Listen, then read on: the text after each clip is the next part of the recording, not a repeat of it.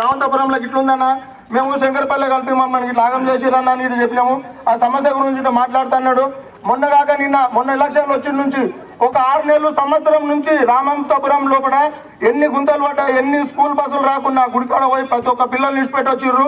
ఇవాళ ఎలక్షన్లు ఉన్నాయని చెప్పి హడావిడిగా ఓ సగం రోడ్ వేసి పెట్టారు. ఎందుకంటే రేపు వాళ్ళకి ఏ ముఖం పెట్టుకొని ఊళ్ళోకి రావాలో అర్థం కాక టీఆర్ఎస్ ప్రభుత్వము ఈ రోజు ఆ సగం రోడ్డు వేసి పెట్టింది. మేము కాంగ్రెస్ ప్రభుత్వంలో ఉన్నప్పుడు ఈ రామంతపురంలో ప్రతి సమస్య ఏ సమస్య ఉన్నా కానీ ఎన్నెన్నో సమస్యలు తీర్చినాము. ఓ గ్రామ పంచాయతీ కావచ్చు, ఈ మనం లవాడి మాట్లాడుతున్న ఇంత పెద్ద బృందం కావచ్చు, మేము ఆ రోజు పార్టీలో ఉన్న పెద్ద మనుషుల సహాయంతో ఎంతో గ్రామానికి ఎంతో పెద్ద అభివృద్ధి చేసినాము. ఈ రోజు మన రామంతపురంలో ఇంత పెద్ద మున్సిపాలిటీ ఉన్న వార్డు ఇది. కాకపోతే ఒక చిన్న సమస్య ఊర్లో వచ్చిందంటే కరెంట్ ఇది ఏదో ఒక సబ్ స్టేషన్ లో కరెంట్ ఆనా పనిచేయాల్సిన దౌర్భాగ్యం పట్టింది ఊరికి. ఎన్నిసార్లు పెద్ద మనుషులకు మొర పెట్టుకున్నా కానీ ఈ ఊర్లో కనీసం ఆనాపు ఒక ట్రాన్స్ఫారం కానీ ఆనాపు లేదు. ఎంత దౌర్భాగ్యం ఇది. ఏదైనా మంచి కానీ చెడ్డ కానీ ఎన్నిసార్లు సమస్యలు చెప్పిన మున్సిపాలిటీలో ఇక చేస్తాం అలా చేస్తామని ఒక సమస్యనే తప్ప కానీ ఏనాడు ఈ గ్రామం గురించి ఏ పెద్ద మనిషి పట్టించుకోలేడు.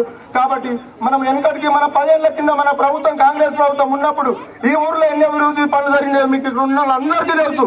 కాబట్టి మళ్ళీ మనం కాంగ్రెస్ ప్రభుత్వాన్ని గెలిపించుకోవాలి. మనం భీమరత్ అన్న గారిని మళ్ళీ మనము అధిక మెజార్టీతో గెలిపించాలని అందరి ప్రజలకందరికీ చేతి గుర్తుకే అమూల్యమైన సందేశాన్ని ఇచ్చినందుకు స్వాములందరికీ నమస్కారం. ఇక అన్నగారు మాట్లాడతారు. రామంతపూర్ గ్రామ పెద్దలకు, అక్కలకు, అన్నలకు, తమ్ముళ్లకు, తల్లులకు అందరికీ కూడా కాంగ్రెస్ పార్టీ